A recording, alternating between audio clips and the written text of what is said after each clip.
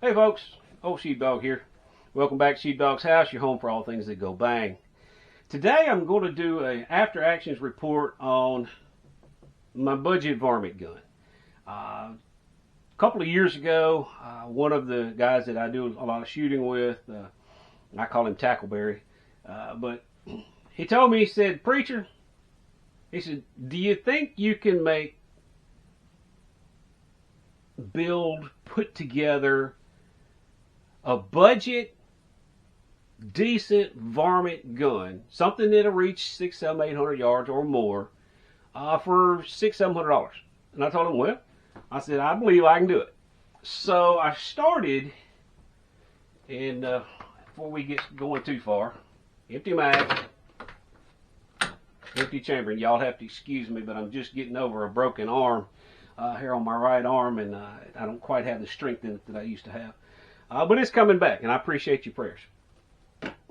But I told him, I said, I think I can. I went down to my LGS down here, Great River Sports and Outdoors in Lake Providence, Louisiana. If you get a chance to come by there, talk to Randy and Nathan and those folks in there, they're really great guys. But I went down and talked to Randy, and I said, Randy, I need the least expensive heavy barrel rifle that you have. And he said, well, he said, you just happen to be in luck. He said, I've got a Savage Axis, the Axis 1, not the Axis 2. I've got a Savage Axis that I've had in here for 2 or 3 years in 22-250, and it don't nobody want it. So he made me a really good deal on it. Let's just say it was, in the $300 range, and maybe a little less than that. And I went ahead and bought it. Of course, as you can tell, it's got the bull barrel on it. It does have the original Savage stock. We're going to get into the stock in just a moment. But what I really like is the Savage Action. The Savage Action to me is one of the, out of the box, one of the most accurate actions for your sub $600, sub $500, sub $400 gun. Yes, there's some out there that are, sweeter than Aunt Sally's pickles. But for a gun in this price range, and even a gun in the $600 range, I'll put this Savage Axis, this Action, I'll put this rifle up next to anybody's rifle. Within certain degrees. I'm not just jumping out there saying I got the best rifle in the world, because I don't. But I have a really good rifle. And it cost me very little money to put together, and I have done a ton of shooting with it.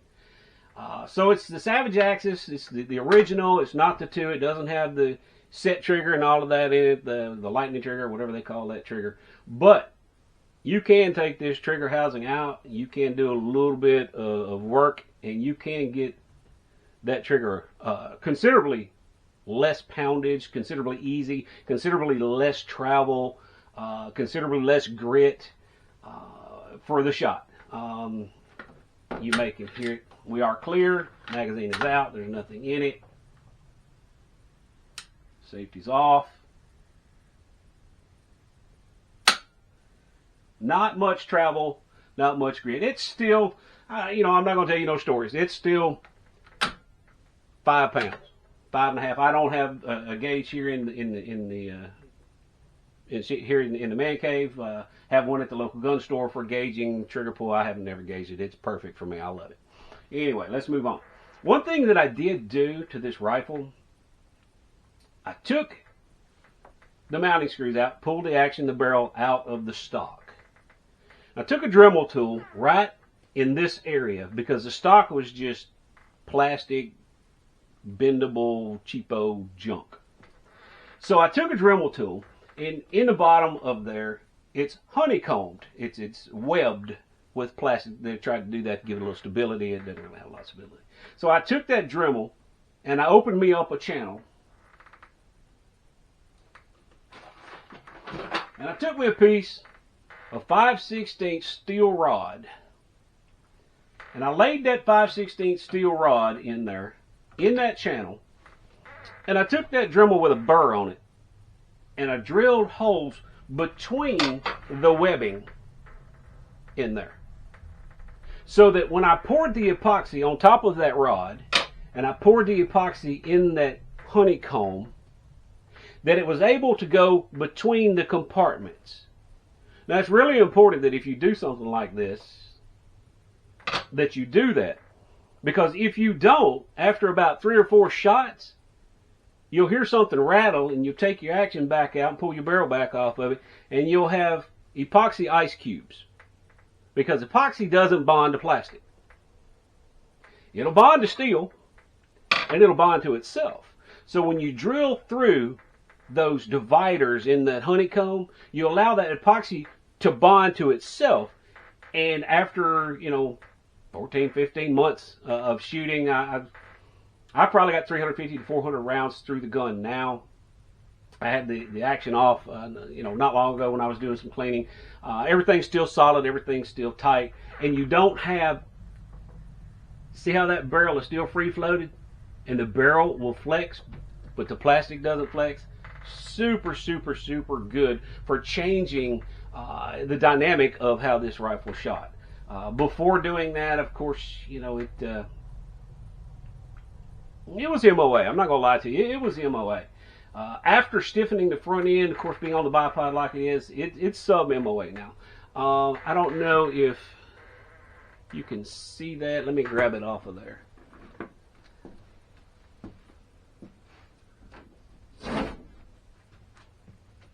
Let me get back in front of you here. There we go. You should be able to see that now. But there they are. The last 6 shots that I fired after I put the epoxy in and got everything done, this was the 6th that I fired. Of course, I started here, moved over, and then finally moved it in, where I wanted it. And that's at 200 yards. So anyway, moving on. Let me hang that back up. That's my reminder to make sure I make good shots. All right, moving on. Of course, like I said, I'm not a world-class shooter. I'm never going to be a world-class shooter. I'm 51 years old.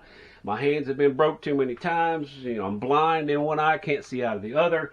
But I'm just a gun nut that loves to shoot and loves the smell of gunpowder and loves to see holes poke in paper on the other end.